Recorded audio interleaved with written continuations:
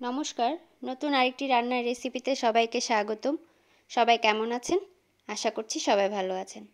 বরাবরের মতো আবারও আরেকটি রেসিপি নিয়ে চলে এসেছি। আজকে আমি বানাবো পাকা আমের আইসক্রিম। তো এখন যে গরম পড়েছে, এই গরমে ঘরে থাকা উপকরণ দিয়ে কোনো রকম হুইপড ক্রিম না দিয়ে কিভাবে ঘরেই মোটামুটি দোকানের মতোই আইসক্রিম বানানো যায় সেই রেসিপিটি আজকে শেয়ার করব।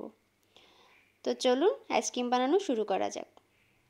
প্রথমেই আমি এখানে নিয়ে নিয়েছি 1 কাপ পরিমাণ দুধ। তো দুধটা আমি জাল করে নিয়েছি, জাল করে ঠান্ডা করে তারপর এখানে বাটিতে নিয়ে রেখেছি। আর এখানে দিয়ে দিয়েছি 1 টেবিল চামচ পরিমাণ কর্নফ্লাওয়ার আর হচ্ছে 1 টেবিল চামচ পরিমাণ আইসক্রিম পাউডার।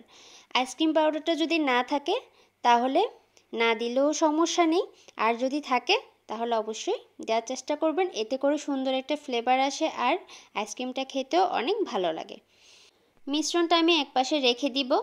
এখন আমি দুধটা আরেকটু ঘন করে নিচ্ছি। দুধটা আমার জাল করাই ছিল, আমি আবারও আরেকটু ঘন করে নিচ্ছি।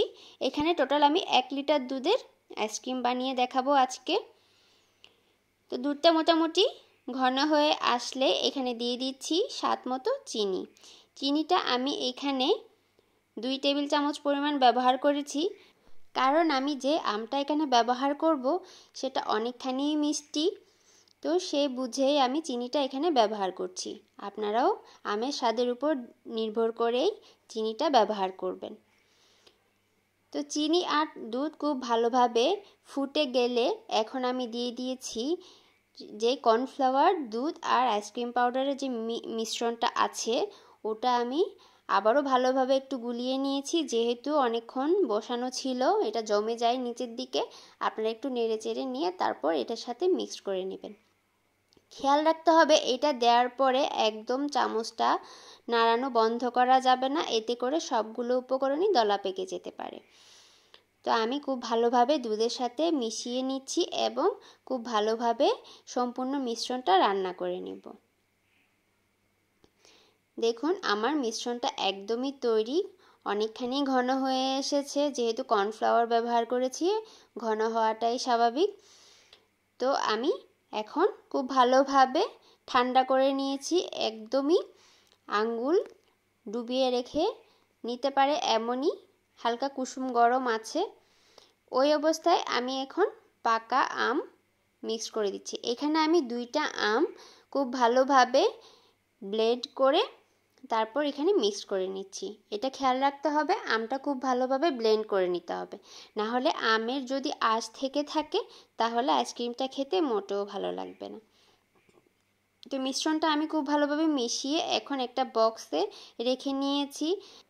এটা আমি এখন ঘন্টা 2-1 জন্য আমি ডিপ ফ্রিজে রেখে দিব। দেখুন আমি আর একটু কম সময় রেখেছি, খুব ভালোভাবে জমাট বাঁধতে পারেনি, নিচের দিকে জমাট বেঁধেছে আর উপরেরগুলো মোটামুটি ঠান্ডা হয়ে এসেছে। এই অবস্থায় আমি বের করে খুব ভালোভাবে ব্লেন্ড করে নিব।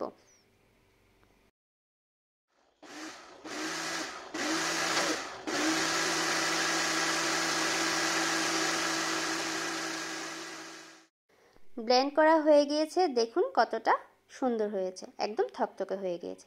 এখন আমি আবারও একটা বক্সে নিয়ে সারা রাতের জন্য ডিপ ফ্রিজে রেখে দিব। আপনারা চাইলে এটা 5 থেকে 6 ঘন্টা পরেও বের করে খেতে পারেন, এটা ততক্ষণে জমে যাবে। আর উপরে দিয়ে দিয়েছি কিছু কিশমিশ, আপনারা চাইলে এখানে বাদামও ব্যবহার করতে পারেন, খেতে খুব ভালো লাগবে।